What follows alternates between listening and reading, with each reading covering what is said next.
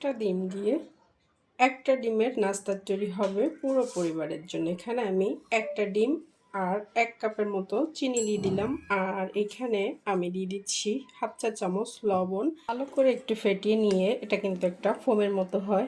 এটা আসলে hand Blender দিয়ে করা যায়, তা আমার এখন কারেন্ট নেই, তার জন্য আমি হাতেই করলাম। আর এখন দিচ্ছি হাফ কাপ তেল, এটা রান্নার তেল। এটা দিয়ে আরও একটু ফেটে নিতে হবে। এই তো ফেটে নিয়েছে।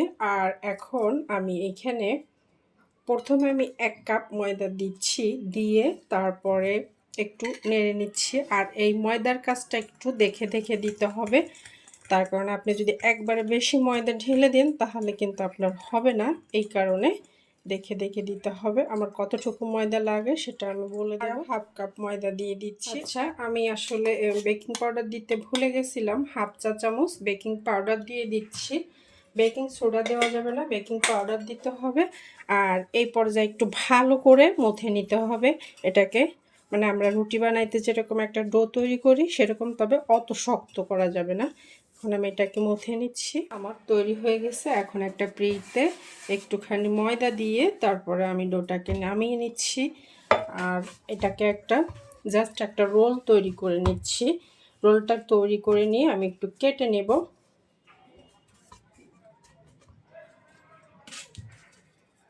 সাথে সাথে এটাকে কেটে নিতে হবে, এটা আসলে রাখা যাবে না। আমি সাথে সাথে সবগুলোকে কেটে নিচ্ছি।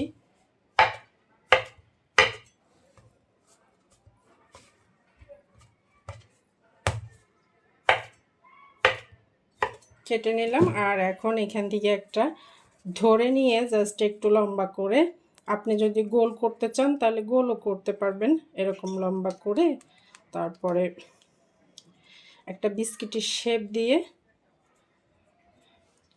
তারপরে আমরা এখানে একটা ছুরি দিয়ে একটু কেটে দিচ্ছি। তাহলে কি হবে, একটা ডিজাইন বের হয়ে যাবে। এরকম এরকম করে আমি বেশ কয়েকটা একটু করে নেব, সবগুলোই করে নেব। আসলে এগুলোকে আমাদের ভাজতে হবে। চাইলে আপনি সোজাসুজি এরকম করেও করতে পারেন, তারপরে চাইলে আরও সুন্দর করে একটু ও শেপও দেওয়া যেতে পারে। এভাবে ধরে, মানে আপনার মতো করে আপনি যে কোনো শেপে দিতে পারেন। শেপ দিয়ে নিয়েছি। আর এখন এখানে আমি তেল দিয়ে দিছি। তেলটা কিন্তু খুব বেশি গরম হওয়া যাবে না, হালকা হিট হওয়ার সাথে সাথে আমরা দিয়ে দিব।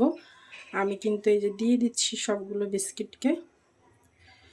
এটা আসলে দেখবেন ক্যামেরা ছাড়া আপনি একা একা বানাইতে যাবেন, সেই ক্ষেত্রে কিন্তু আপনার খুবই ভালো হবে। আর একা হাতে ক্যামেরা চালানো, কাজ করা এটা আসলে টাফ হয়ে যায়। তারপরে আর কি, যেহেতু আমরা কাজ করি, করতে হয়।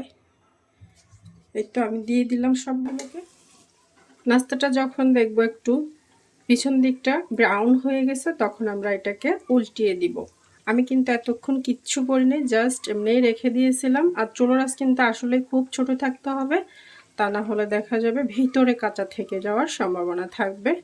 আমি আসলে অনেকগুলো একসঙ্গে দিয়ে ফেলছি, আর একটু কম দিলে ভালো। নাস্তাটা কিন্তু আমাদের ভাজা হয়ে গেছে। আর এই পর্যায়ে আমরা তুলে নেব। এটা কিন্তু কালারটা এরকম হয়েছে, আর এর থেকে বেশি কালার আসলে করা যাবে না। নাস্তাগুলো কিন্তু বানানো রেডি।